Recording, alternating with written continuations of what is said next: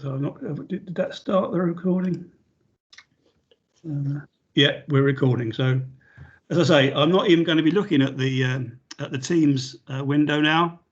So there's no point putting your hand up, anything like that. I'm just going to go on. Okay. Right. I said in my agenda that I'd start at 1982. The reason I started at 1982, because it was an important year for me personally, of course, it was my first year in the business with my shiny in civil engineering degree. I got a job as a traffic engineer with the Royal Borough of Kingston Engineering Department in 1982. I think August, I think I started. 82 was a big year for me because I got married that year. A few weeks after I started work, I got married, got my first house. Traffic engineering, I'm not going into details of what traffic engineering is. Some of you know, some of you don't know, some of you don't care.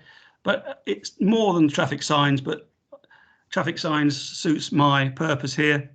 And that first graphic is actually quite a famous graphic. You'll still find it if you search in the right on Google, because that junction, which is on the A3 actually in Kingston, it used to be a trunk road.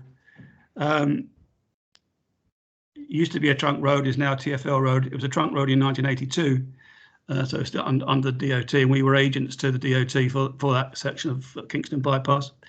This is a junction going off onto the local roads, and it was famous. It was used as an example of bad signage, cluttered signage, confusing signage. So it got quite famous. That's the South Lane West junction. This is what it is today. You see that Kingston and TfL have decluttered it up rather. And let me get the pointer. You can see the big issue. While we spent a lot of time on this junction, I got involved in some of the studies, and there's a barrier there, and before the barrier. Trevor, the slides aren't moving on for us. What have you got? TC on asset data or a farewell presentation? Yeah, we still have seen the first slide. Oh, what is that then? Okay, thanks for that. Good job you stopped. Someone interrupted after me telling you not to interrupt. I'm probably sharing the wrong thing. Let's see where I am now. Share content. TC. Right, what have you got now? Yeah, that's better. That's better now, yeah. Okay, right. Thanks for that. Right, yeah. So this is this junction that I was telling you about. You can see in the top left how it was cluttered in the early 80s, and then how it is now decluttered. And I was just saying that the reason for the interest in this junction is this barrier here. We were trying to stop traffic running down the service road of the A3, but we wanted to allow buses in so they could gain an advantage over the traffic. And hence we had to put this barrier in there. It was always a bad scheme. I won't go into detail. I never liked it. And I think we had rising bollards in there first, which are always going to be a disaster. And they were a disaster. And now they have this barrier in there. But anyway. So now the reason that I'm going to connect this with asset data is that here you have a picture of a card index. Of course, this isn't the card index that I can remember from 1982. But I can remember a card index from 1982. And that was the card index of a chap called Andy Bradley. Andy Bradley was Kingston's Mike Duggan. Every local authority has to have a Mike Duggan who knows about traffic signs, the ins and outs of the regulations. And Andy Bradley was that man, very good man. He was into Wolsey 1500s, ran a car spares parts and restoration business on the side. So he and I got on like a house on fire. But he obviously knew that he needed to know about his traffic signs. So he started a card index, and he was building up photographs of every traffic sign in the borough. You can imagine as a one-man band, that was taking some time. But I always remember the card index that he had at the back of his desk. And that was his attempt at asset data. And you see, this is my card index, which I still use today for my photographs before digital, mostly cars, my car archive. And you see a photo here that I just happened to pull out when I was getting the car index out for the photo. This is taken around about 1983, I think, this photo of my first house in Chessington, which was only a stone's throw from the A3 as it happens. And you can see my new wife there, just about. And see, even those had 3 Triumph Heralds on the driveway. And the reason that photo was taken, I think I just bought that one in the middle. I bought that as a donor for a kit car, but there we were in 1983. So the other thing which was happening around about the same in the early 80s, when I was first into maintenance, I only spent a year in traffic engineering actually. Then I went down the depot into the maintenance sections, and hence I've been doing maintenance ever since. But what was going on at that same time was the start of what was known then as the chart network. Now you probably reckon, you guys, most of you know what the chart network is, and you probably recognise this. Pardon my smiley face. Once I put a circle around it, I couldn't resist putting the smile on. But these 2 spots here are the node markers, thermoplastic node markers, and you can. Those of you as older as me remember when those node markers were first required, when we were first putting together the chart network. They were a pair of aluminium studs set into the road, into the carriageway, each pair with the actual node reference number, which was great and good work for some of us, get those put in, that they're in the right places. But then, unfortunately, they hadn't been in very long when somewhere up and down the country they were being plucked out and being thrown through windows of cars. Not a good idea. So we were given the instruction to take them all out and replace them with these white thermoplastic. And I do remember I had the project manager the job for Kingston on the A3 back in the 80s. One of my few sessions of night work. I've been pretty lucky in my career to get out of night work through my own good efforts. But I was doing night work to replace the aluminium studs with these circles back in the 80s.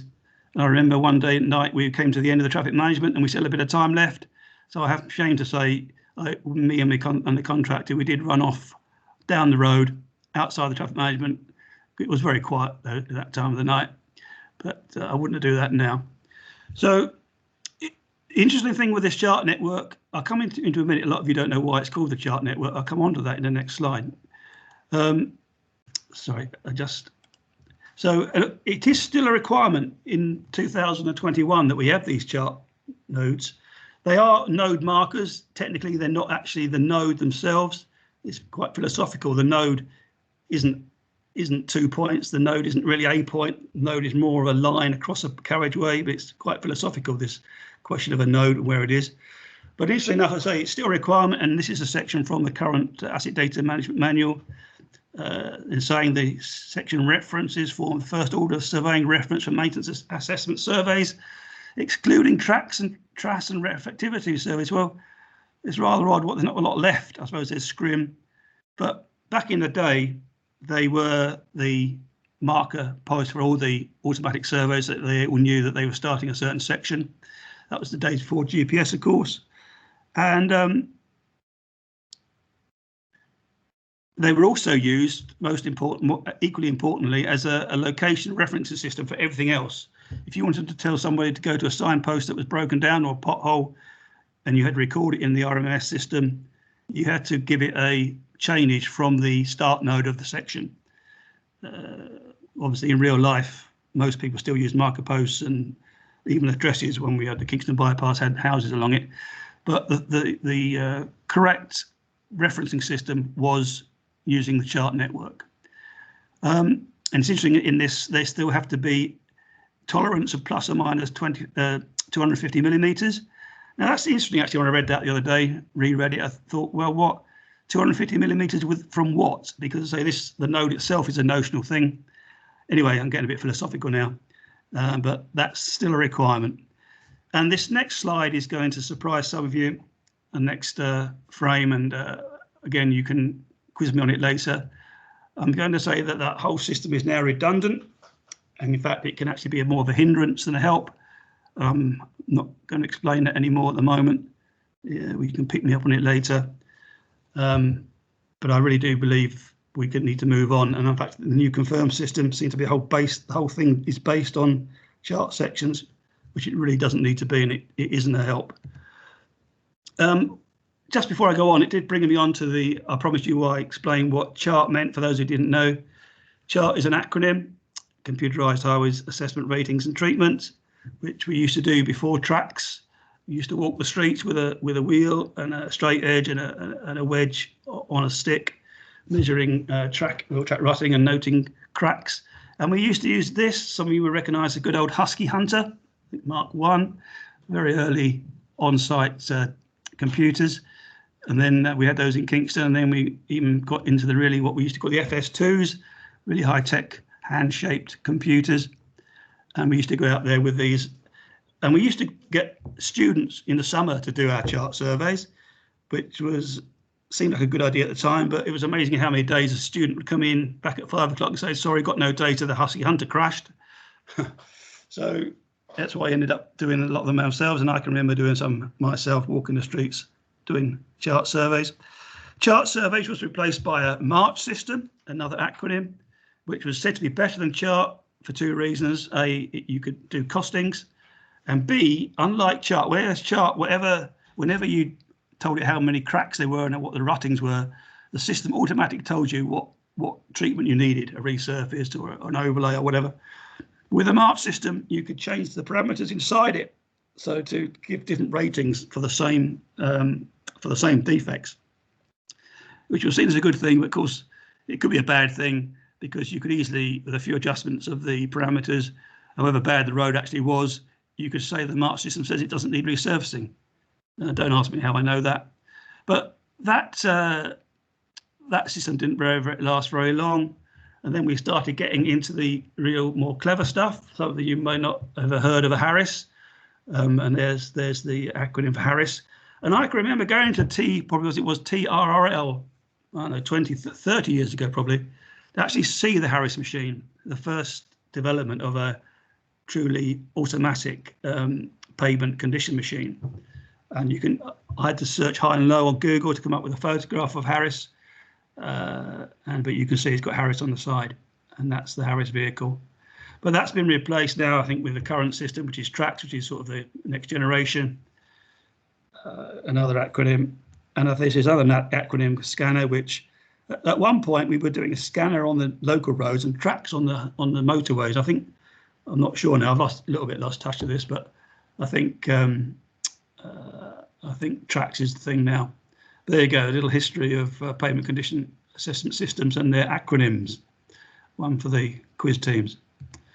Now, going back to why I think the chart sections are now superfluous, in terms of the location issue, we don't need to have a wheel along from a node to tell someone else where something is. From that graphic there, you can see where I am at the moment on an OS background, somewhere between Fetcham and Great Bookham. My official address is Great Bookham. That's much posher than Fetcham. And there I am. And I can pick that up, get that on my mobile phone, or my computer tells me where I am. That's with the OS background. And of course, you can go on the internet, and here is internet called UK Grid Reference website, which tells me everything where I am. It gives me the SU grid reference, the eastings and northings along the latitudes in decimals and degrees. It gives me this fancy new what 3 words system, which I seem completely superfluous to me, but obviously some people are pushing it. And you can even get the QR. So you've only got to scan that QR and you will come up with my location. So, and of course we can all do this now with our assets, either by standing next to them and collecting the location from our device, or picking it up, our device, if we know where it is from a map, getting the location in any way we want and send that anywhere in the world and saying, come and see this traffic sign, or come and fill this pothole. So that is just one reason why the chart network is now redundant. May still be a place for Mike and his team as a convenient way of breaking up his asset. But I'm telling you, it's redundant, and it will be redundant officially in a few years, I can promise you. Now, just going back on asset data in general, is it just me that you can learn about asset data? No, of course it's not. The asset data is a thing. It's been around for a long time. Here's a book that you can get. Actually, you can still download this book as a PDF on the internet for free. I've got a hard copy, obviously. In fact, if you look there, I actually know most of the people who worked on that document. Some of you older ones may recognise a chap called Les Hawker. Worked for Highways Agency for a long time. Very good chap, very good engineer, and very good communicator. When I was a young engineer, whatever conference I went to, he always seemed to be speaking. Always used to get the reference to Chelsea Football Club, but then no one's perfect.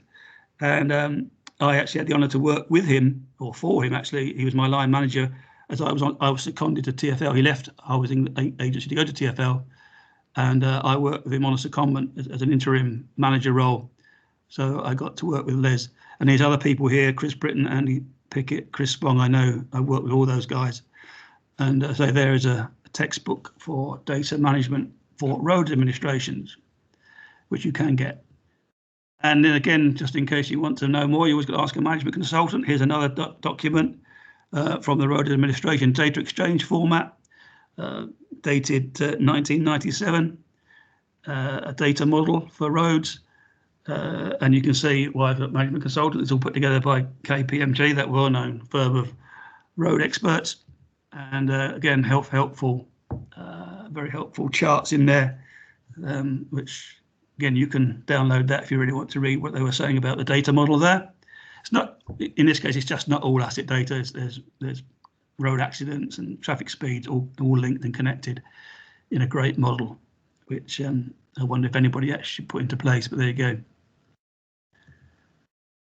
And also, just to say more official, the science of asset data is part of the great bigger science of asset management, which we're all involved in, even if we didn't know it, we are. And these are what's known as the 39 landscape subjects of asset management, split into 6 groups.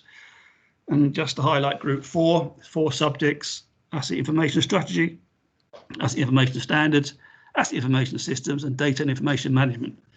So in there is the reason why we do it, because it's part of good asset management to have data about our assets.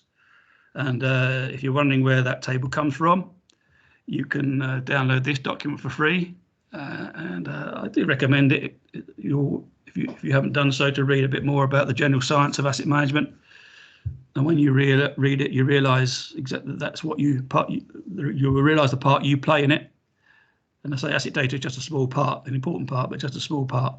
And if you want to know even more, you can go to the full ISO in 3 parts, which you'll have to pay for, unfortunately. And you can't get that for free. And I have noticed, I don't think you'll even get it with HE's subscription to the Construction Information Service. They seem to have not paid for the full subscription. You don't get British standards, which I think is a bit of a disappointment. Some of you might like to lobby Highways England to say, why can't I get British standards? But of course, I do have a copy of it, but I can't give it to you because I'd be in breach of CIS guidance regulations. Right, I think reason why asset data is so important, and it's this is the license document from 2015 that set up Highways England a few years ago now. It just seems like yesterday. And in there you'll see section 5.9, the license holder must develop and maintain high quality and readily accessible information about the assets held. And so there you go. You got no excuse. You have to have asset data. I see. I'm going to speed up a bit now. The question now, which is well into slide 10, is: do we need asset data at all? Now, many of you have heard me tell this story. There's a picture of a house, obviously my house, and the question is, front and back, how many windows are there? I don't know how many windows there are, but the windows get cleaned. I get a man in, he charges me £12, and he cleans the window. He's happy with his £12. I'm happy giving him his £12. My windows get cleaned. And I thought to myself, I bet so he doesn't know how many windows there are. And just to prove it to myself, I asked him the other day, and he said, no, he's never counted the windows. He just cleans them and takes his £12. But I mean,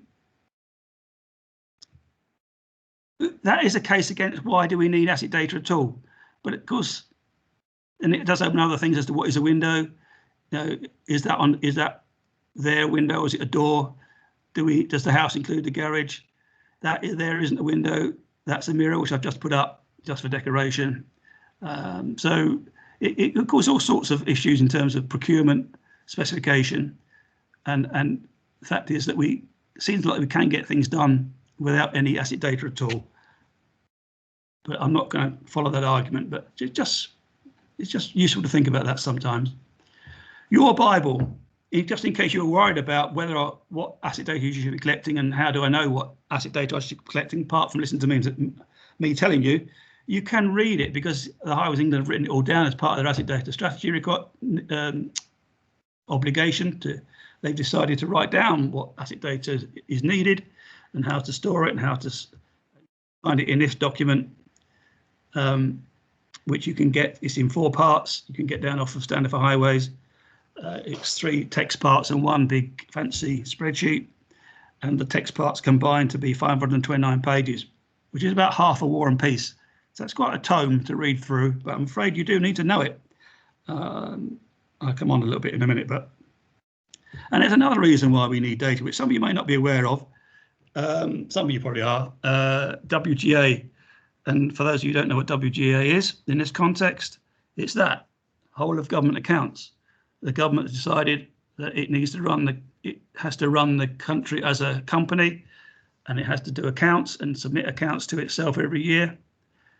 And as part of it has to know what assets it's got, and so it values all its assets. And you'll see here that the value in 1819 of the Highways England network is down as £121.2 billion. You've got to ask yourself, what does that mean? How can you have a value of something you can't really sell it? But again, this is accountant stuff. I used to be into this sort of stuff a bit more, but I'm sort of lost track of it now. But it does look a bit suspicious when you look at the how they get this figure. You look at the rest of the road network in England, and that's only valued at 53 billion. Well, it's often said that the SRN is just 3% of the England's road network in length. So how 3% can be twice the value of 97%, I'm not quite sure. But anyway, there are, and in fact, again, there's quite a lot to this. How do you do it? You can do gross replacement cost, how much it costs to replace your assets. But more correctly, you should have this thing called depreciated replacement cost. But anyway, it's sort of partly irrelevant to us because it's an accountancy thing. But of course, what it means is every single asset, every single traffic sign, every single gully, every single metre of road marking has to have a value so that you can all be added up to get 121.2 billion. Now, I wonder who in Highways England does that calculation on behalf of the government and submits it every year.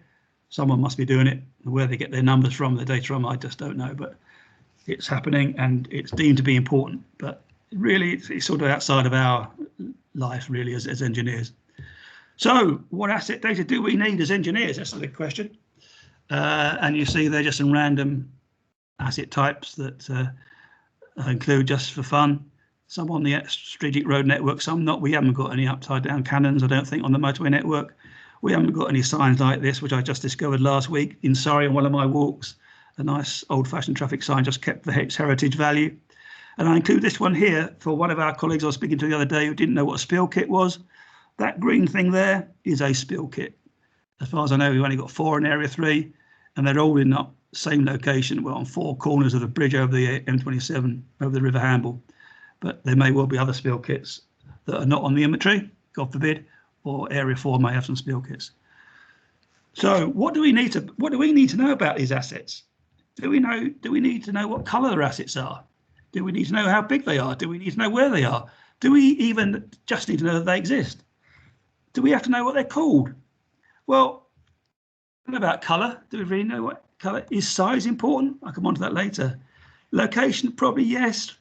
Probably no, because don't have to record the location. Can we even just go out there and find it? I don't know. Existence, definitely. We have to know something exists, just so we can count it, really, I suppose, for whole of government accounts. And so, yeah, existence is one. The name, yes, fairly obvious. We have to know what to call it, surely.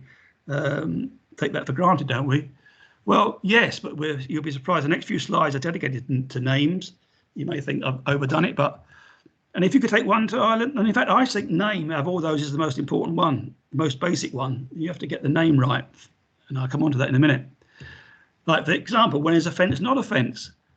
There's 4 assets here, which you could think are fences. I would say they're noise barriers.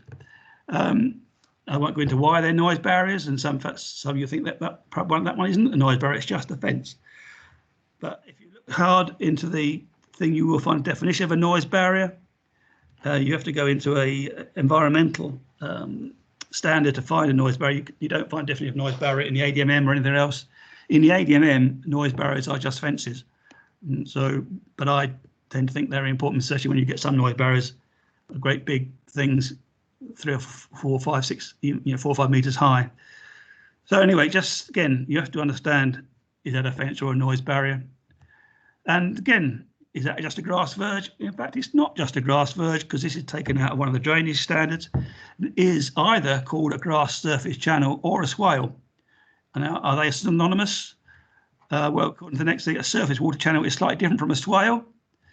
This is from CD365, but in ADMM, it looks like grass water channel and swales are synonyms of the same thing. So I'm just hinting that there's confusion in the name in the Highways England documentation at the moment. Again, you may not think it's that important, but I tend to think it is actually.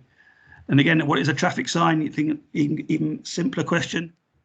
But I can tell you that in 2016, we had 10,200 traffic sign faces in our inventory, and the Highways England Centre organised their own automatic data collection inventory, and they told me I had 12,700. A big difference there. So I got stuck into thinking, why is there such a huge difference between the number of traffic sign faces? And for example, I found that the central survey had 960 of these as traffic signs. Their surveyors had picked this symbol on here and counted it as a traffic sign. Well, fair enough. It is in the regulations. I don't know what number it is. Will probably tell me, but to you and I, that is an emergency roadside telephone and not a traffic sign. And in fact, since 2016, there has been an edict somewhere that they are not to be counted as sign faces. So that accounted for 960 of the difference. Again, the central survey had this as a traffic sign. I didn't regard that as a traffic sign. You might. I regard that as a piece of technology. And this is just a traffic sign. It's markers for pollution control devices. They haven't got a number in the traffic side regulations. They're there just for our own operatives so that we know where to go and turn valves or whatever in case of an incident, a pollution incident. I didn't count them. Area 3 didn't count them in their inventory. The central one did. Now, you could make an argument that they need to be on an inventory. And the same with these yellow warning signs, that they're there for our operatives' safety. Are they traffic signs? Well, these are questions that you need to be specific if you're going out there to tell someone to count traffic signs. And just carrying on this, so you think I'm overdoing it. What's this? This is on the A3. Some people might think it's a gully. I don't think it is a gully. It's a piece of iron let into the curb. It could be there's a gully. There's a definition of a gully from the ADMM. Is it a grip inlet? Here's a definition of a gully from CD35. 535. It even says here a synonym of a gully is a curb inlet. Well, that's nonsense. I don't know who writes this stuff, but no one thinks that a curb inlet is the same as a gully all the time. Some gullies are curb inlets, some aren't. But anyway, so even, and this is another asset which is, it could be a grip inlet. I think it's a grip inlet, but it doesn't match this picture of a grip inlet. Now, this is an interesting asset because it isn't really an asset at all, is it? It's just a piece of air. It's a gap in a curb, and they call it a grip inlet. So that's an interesting asset to put into an inventory. I think, my view is that it is a grip inlet. It's an inlet to a piped grip, because you can't see it isn't a grip, because according to the definition of a grip on a previous slide, a grip is a channel. But interestingly enough, there used to be an asset called pipe grips in the documents, but now there isn't even though it's still referred to officially, there isn't any pipe grips. Any pipe grips now are just pipes. So in which case, if you can't have it can't be a grip inlet because it's not called a grip anymore. So officially, that cast iron thing back in that I just showed you 3 or 4 slides ago can only be called an inlet. Now, you may ask, well, why bother? But I'll tell you one issue. If you sent people out to that section of the A3 to clean the gullies, and they've got 50 of those on their list, and they've got the TM out there in the middle of the night, they go out there and they find that it's not 50 gullies, it's 50 of those inlets. They can't do it. They can't lift it. They can't stick their oar in, their sucker in the suck out the silt. So they can't do any work that night. Now, what do you think they're going to tell you the next day? Do you think they're going to come back and say, "Oh, don't worry about those. We went out there, but we didn't do any work, so you don't have to pay me"? No, they don't. Gully operators are very slippery. In my experience, I could tell you some stories about monitoring gullies sucking operations. They will probably tick the box. They've cleaned for 50 gullies, and you will pay the bill because you didn't know anything more about it. So that's just one example of how important it is to get the names of things sorted out. And just finally on grips, this is a grip literally only came across this week as I'm on my country walks. These are grips, inlets, and again, these are, you see they're not, this is an inlet to a pipe, and you can see how it's blocked, and this is the road section, and you may think that's a hedge, but in fact Jason and John will probably guess what's coming straight away. That isn't a hedge, that is in fact a ditch. Now again, it could be that the ditch is running quite clear, just the bracken has overarched it, but you and I know that there would not be any water flow in that ditch, and you can bet your bottom that there's next to no water getting into it anyway. You've got to ask yourself, I mean, I drove this section of road every day when I went to Michelle's office in Woking, as it happened, and this said to me that this whole system is redundant. The road never floods. It's obviously the system isn't working. But anyway, that's just take another story about drainage systems, perhaps. How many asset types are there? Well, if you look in the ADMM data dictionary, go to the asset types page, you'll get 1,064, which sounds like a huge number. It's not really that, because if you look at the bottom there's 432 in structures, 442 in technology. Of those 432, a lot of them are just components, actually. They're not real assets at all. And even some of these assets in pavement, like they've got speed limit as an asset. They've got algae and non-vascular plants as an asset. A lot of these are not real physical assets at all, so it's not 1,064. I make it 133 physical assets, different asset types, but that is a guess. I won't go into why it's a guess, because again, partly because we don't know what we've got and we don't know what they're called. Anyway, that just gives you a reason why I've got to 133, but that gives you an idea of how many different asset types we have to work to. And I go back to that slide. I want you to highlight this asset class. We've got this 10 or 11 classes: ancillary, carriageway control, drainage. That's how the ADM splits up its assets, and then it has subclasses, and then it has actual asset types in three areas. Now, are there other asset classification systems in housing? Well, I'm afraid there is. And this is where, to me, the important point. There should only be one. But here in the 801 index, we see that the assets are broken down into this 100 series. 300 series is fences, 1200 is traffic signs. We're all familiar with this, going back a long time, this breakdown of asset types in the specifications and DMRB. And here is a list of the S8 specification high work sections. You see that even then these two don't even match up.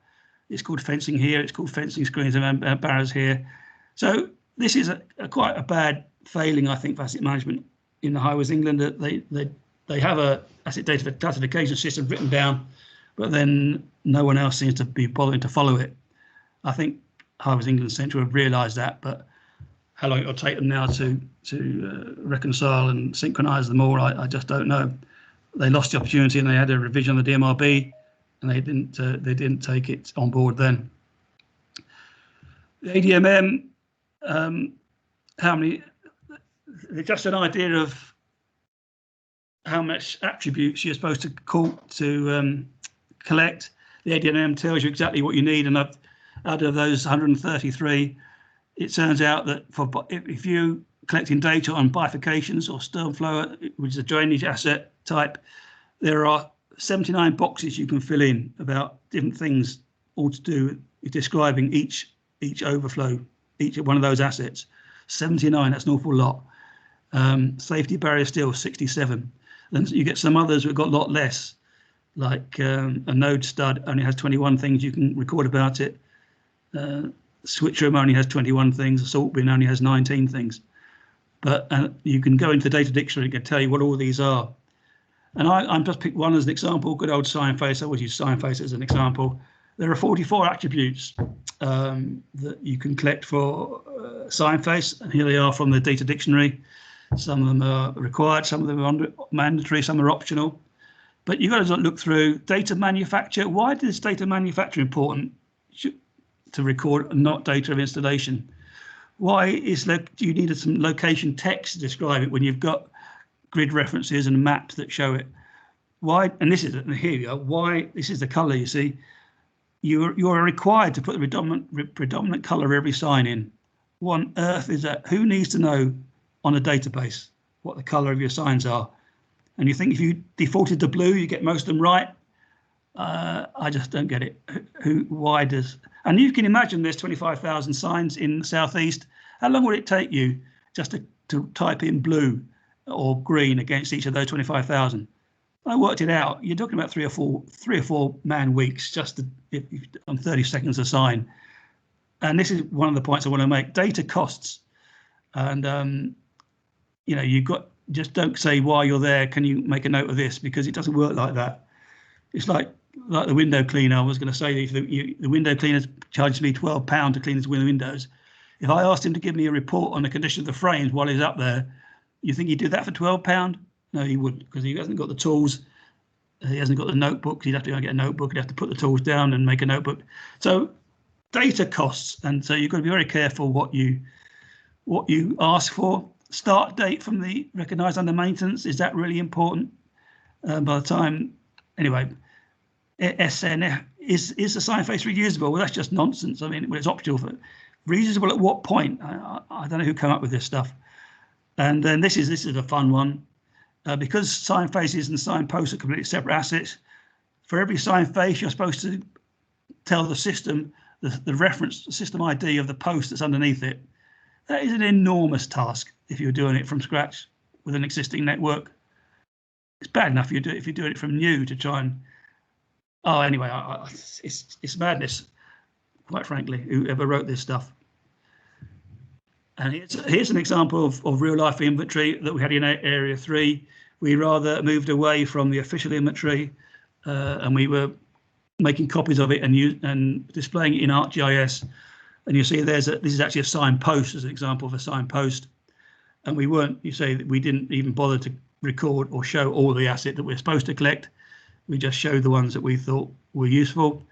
And that is that particular signpost, which shows, it's this one here actually. This shows an interesting thing. You see this signpost is in the signpost database, and we can see that it's got that reference number on it, which also indicates it's probably in Alf's street lighting database. So that signpost is recorded twice. Is that a problem? Well, potentially it's for the whole of government accounts, because there may be too many posts in that 121 billion that Harvest England haven't really got. So again, that shows you an issue about assets.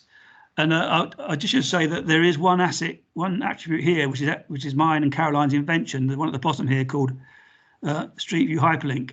And if you click that link against any asset, it brings up the Street View image straight away. And this little virtual pin here shows you where it should be according to the database. That is the most single useful attribute of tool, and it's mine and Caroline Layton's invention. And if you've got that, you can see the color, you can guess the size. Anyway, that's practical inventory that we were using in Area 3, which technically doesn't meet the rules.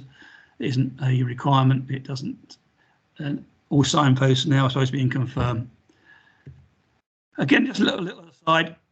Some of you know this, which is interesting about counting things. If you send people out there to count, you'll get big numbers like traffic signs or lamp signs. You'll always get a different number. But interestingly enough, you don't even got to count them. If you've just got enough people to guess, you will actually come with the right answer. It's called the wisdom of the crowds, and you see that 800 people guessed the weight of a bull, and in fact, with those 800 people, the average of them was 1%, within 1% of the true weight. It's often given as an example using a jar of sweets, and then you see the bottom here in the experiment with just 40 guesses, 40 people guessing the number of sweets, got to within 11% of the real number. That's quite an interesting piece of philosophy and piece of maths there, actually. Anyway, that's just an aside. How to measure accuracy? Well, you can read that. I'm obviously taking a long time, a bit longer than I thought on this. I need to speed up. But the truth is, how do we know something accurate? People, 95% is a favourite. You know, anyone who's involved in asset inventory always thinks their inventory is 95% accurate. The truth is they haven't got a clue what it is in terms of percentages. They just have some sort of gut feeling that it's pretty good. So they say 95%. But the truth is, I don't know of any way that you can measure it in accurate percentage terms, certainly not without putting a lot of resource in. So I was thinking about this some years ago and said, well, how do I know how good our data is? And I came up with the notion, is it sufficient? Is the data sufficient for our needs as asset managers? Came up with this concept of a data sufficiency index. I concocted this, I thought, quite clever spreadsheet where the asset leads just have 6 questions. They've just got to select one of 4 options for each of the 6 questions, and then an index is automatically generated. And you say this is 35 out of 100, which is quite low. This is for the drainage. This is John Parfit's assessment of drainage data. So it's no one surprising that that's quite low. And here you can see the averages of the different asset groups and their sufficiency index. Again, you may think that's a good idea. It's not officially part of Highways England's, although it is actually technically, we did get this as part of the quality management system when we carried over from Area 3 to Highways England at the start of the pad. But I don't suppose anyone's going to carry it forward, however good an idea it is. But anyway, I thought it was a good idea. And I just want to give another example of how data assets inventories can be useful. I was driving the A3 just a couple of weeks ago and just happened to notice these 2 empty signposts. Empty signposts is a bit of a bugbear of mine. That, you know, if that signpost was taken down for a reason, it was superfluous or redundant, then we should have taken the signposts away. But it turns out that I looked on Street View and that was the face on it, I think from 2016. But lo and behold, I could see from the current survey that it was there in November. And Debbie Wood, who's the AIW for the area, she actually visited that sign in November, and just to prove it, she took a photograph of it, and she actually graded it as a condition 2. So it obviously existed in perfectly good condition in November, but here we are in February, it's disappeared.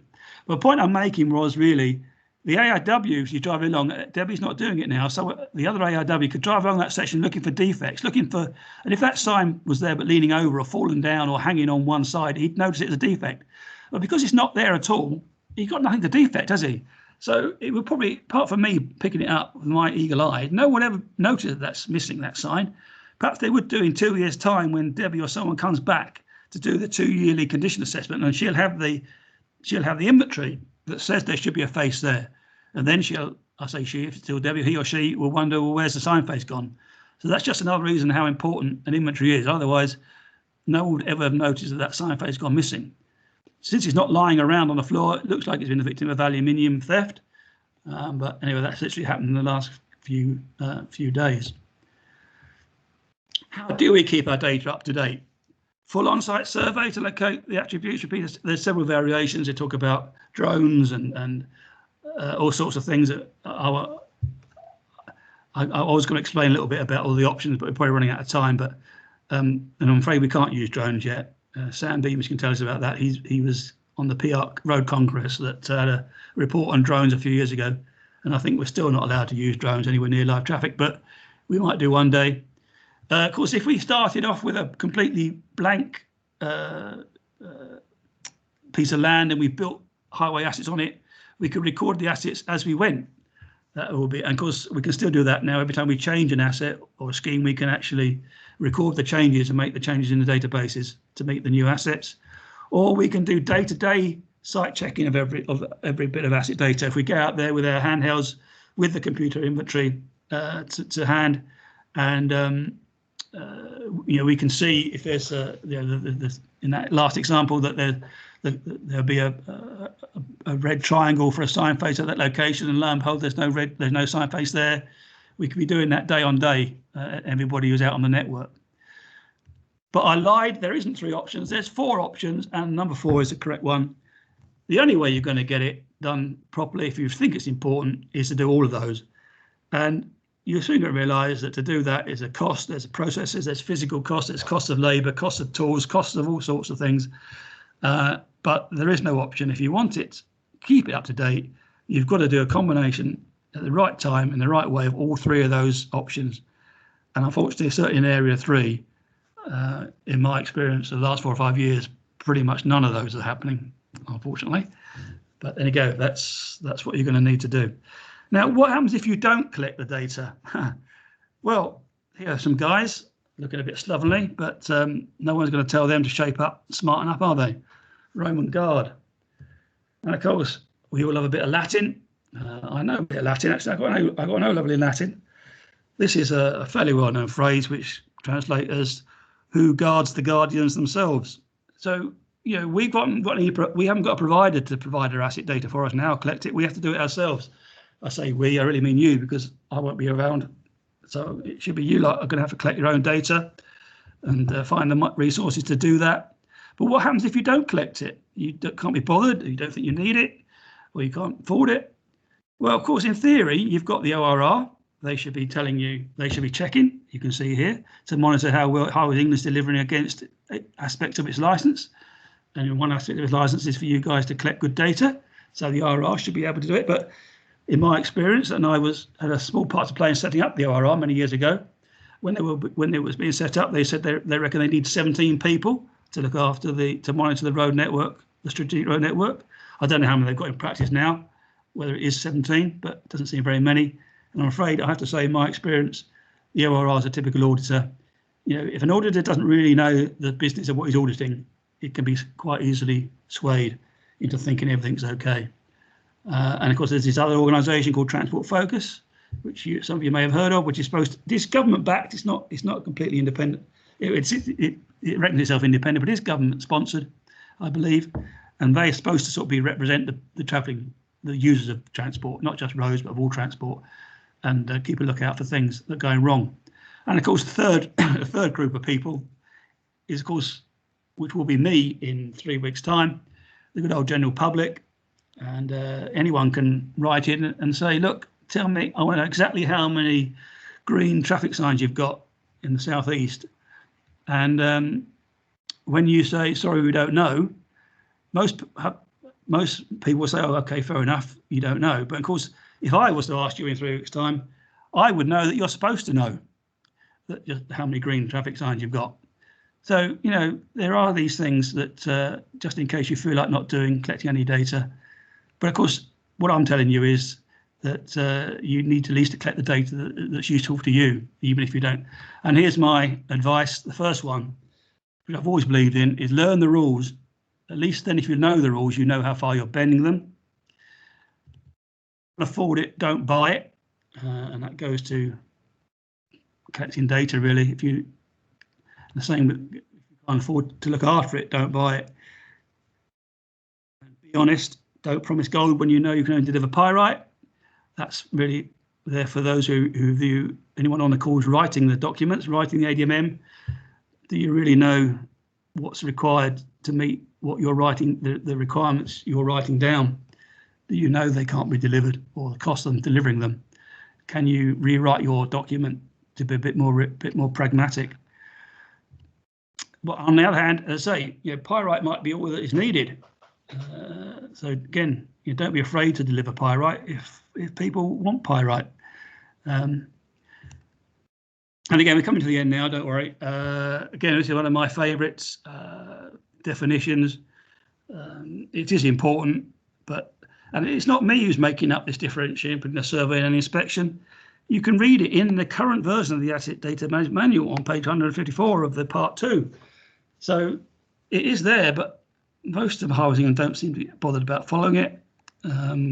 So I don't suppose they ever will now, but I'll keep banging on about it. I'm afraid I'm going to leave you with my condition grade, which I'm very proud of. And again, it will probably die with me. I think it's far better than the condition grades that are in the ADMM.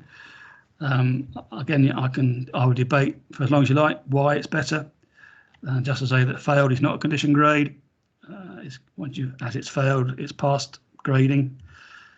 And also just a little one there, performance is off. You find a lot of the official scales, it talks about levels of performance. Well, a signpost that is 80% rusted around the bottom can still be performing 100%. It's standing up, and it will stand up until the second it falls down. So in that particular asset, and it applies to a lot of assets, its performance cannot be measured and taken as a proxy for its condition. And this again, excuse to go back to cars. This is one of my fleets. This picture taken in 2017. It was the first time my wife and I have ever bought a brand new car with our own money. I was lucky enough to have brand new company cars in the private sector, but this is the first car we bought with our own money. And just for those who don't know, this is not just any old Skoda Octavia. It is the VRS, 230 brake horsepower, 0 to 60 in about 7 seconds. Quite mad for a family car, but that's what we spent our money on in 2017. But the point I'm making, it does have a, how long is that car new? Is it new for a split second? Does it stay as new for a period of time? And this is all part of condition grading. And what I hear about defect of condition, if Jackie put that into reverse in that, getting it while she was in the showroom and slammed it into the back of a Skoda behind and damaged and broke it, which she wouldn't do. She's a very good driver, my wife, but there you go. If she did and she smashed a rear light, that car will still be in good condition. It'll still be in as new condition. It would have a defect, but it will still be in as new condition. A lot of you understand that, but I'm afraid some people don't seem to understand the difference between a defect and condition grading. It can work the other way around. We can all have cars that have got rips in their seats, a little bit of paintwork scratched, but it's still passes the MOT, still perfectly serviceable, and you might give it a condition grade 4. But you might think that in your scale, splits a piece of scratch on the paintwork and a split in the seat doesn't qualify as a defect. So again, it is important to understand, and this goes back to the difference between inspections and surveys, whether you're collecting data on condition or just looking for defects. And this is completely gratuitous. The next, just to fill the space on that slide, another one of my fleet, which has even more horsepower than the VRS. And my wife wonders if I need that when I retired. Well, I've asked her for it to prepare a business case for me getting rid of that, so we shall see. And then just again, any excuse to talk about cars. Here my rest of my fleet, which obviously has taken up much of my time over the last many years. Part of the reason I went part-time, that I could get these cars up to scratch. They're all pretty much in good condition now, so I'm going to be driving them around again more than when I retire in a few weeks' time. I might take one of them apart. This black one here is the oldest in terms of condition. If my wife won't let me have another car, I might have to take that apart just to give me some nuts and bolts to fiddle with. But as I say, I'm very proud of my cars, and they keep me amused. So that's the end.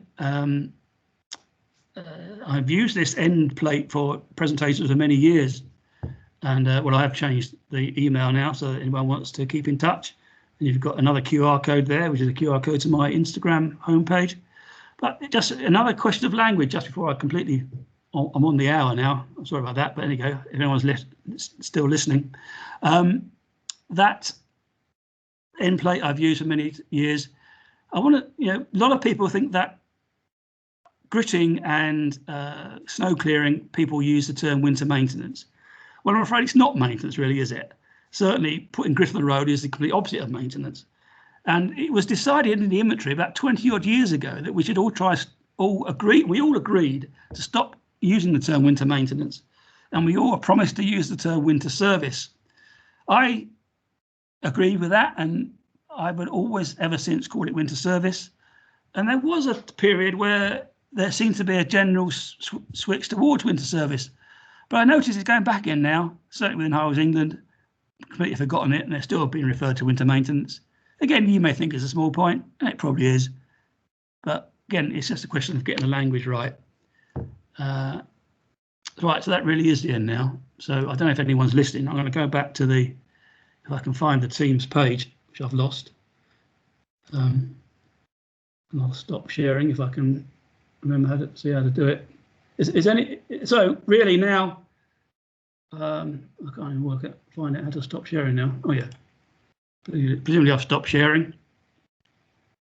So as I say, I did go on quite a long time, but please, if anyone wants just leave. Don't have to worry about a valediction. I won't be offended.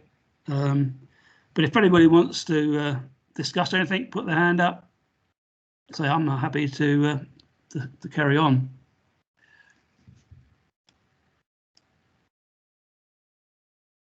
Anybody there at all? Oh, hello, Mike. Yeah, go on. Yeah, it was interesting to read about that. What the sections are going to be sort of disappear at some point. Well, that is just my view, Mike. It's not happening. Although we were told a couple of years ago by Highways England Central that the chart section wouldn't be the primary locational system for assets. It would be grid reference. But I suspect, it seems to me that in recent times they've gone backwards on that. But my view is that I could talk a little bit at length why I think is actual hindrance towards when it comes to other assets. But what were you going to say? Sorry.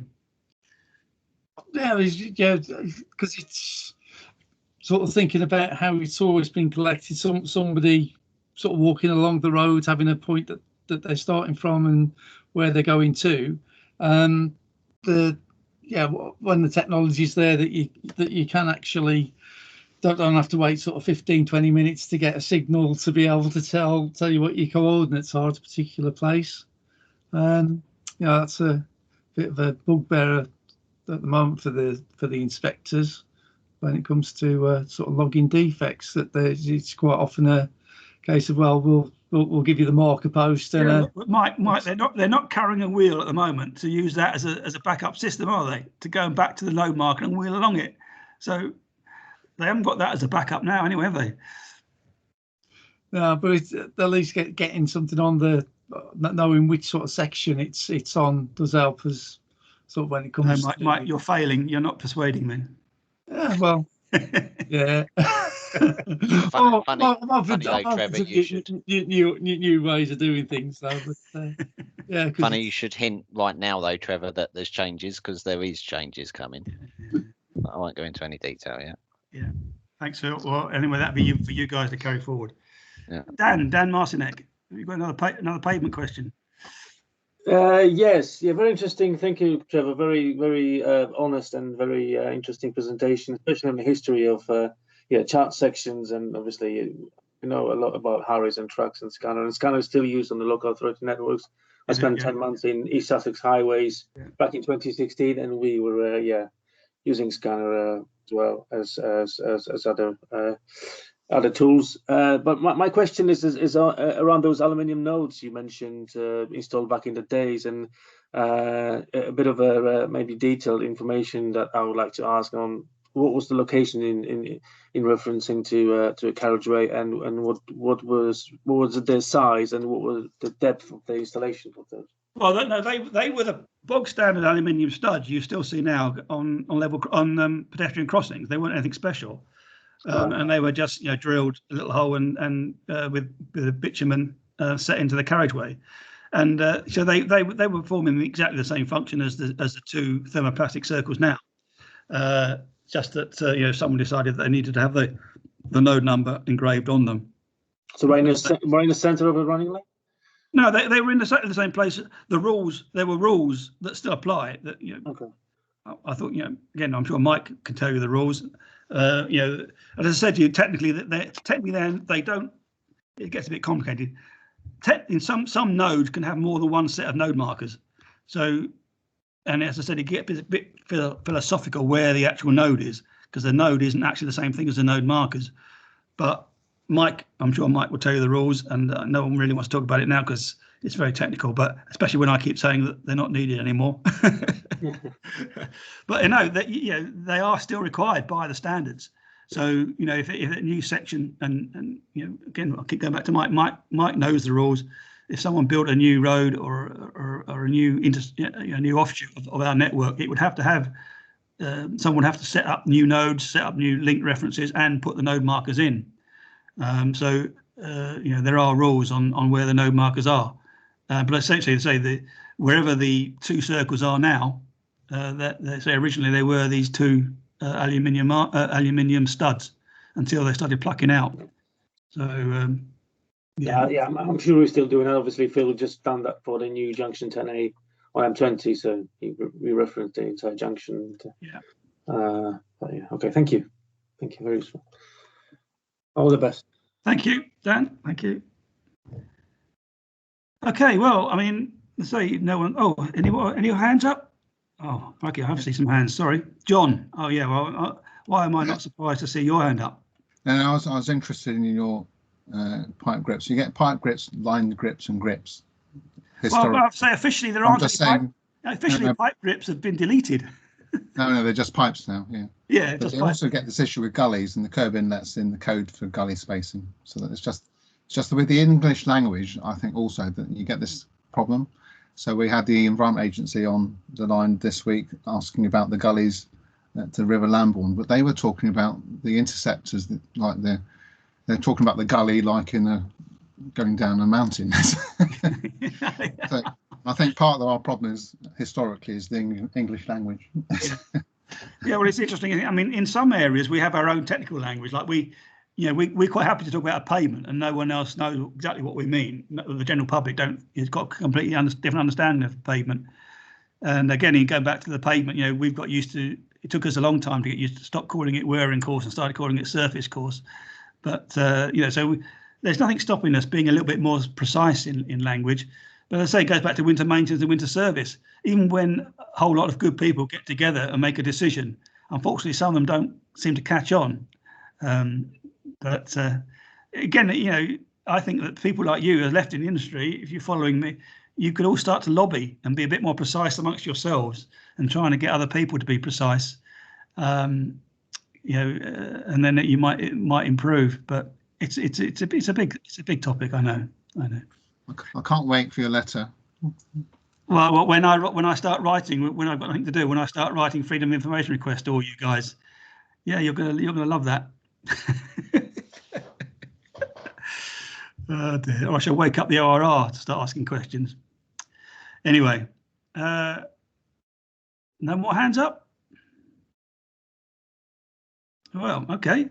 I'm sure you've all got good to do. I've got to sign off. I can stop the recording, and no doubt then the link will pop up, and anybody wants to go through the whole painful hour again can do so. But if anyone has anything else to say, we can close.